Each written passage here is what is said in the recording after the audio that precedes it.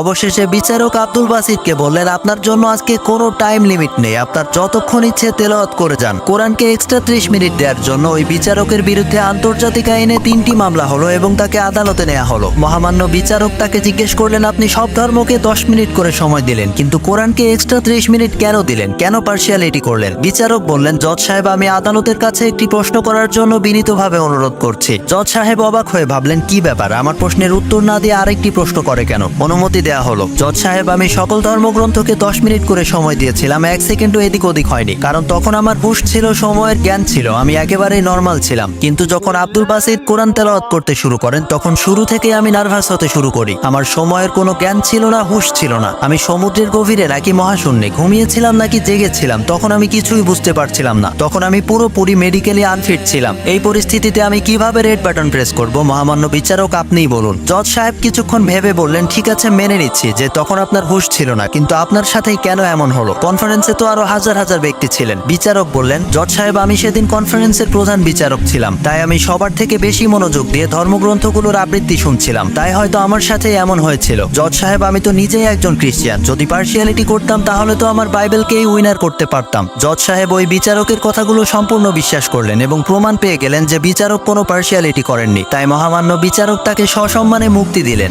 The case is closed. কেউ যদি medically unfit থাকে তার কোনো বিচার হয় না, ঠিক কিনা?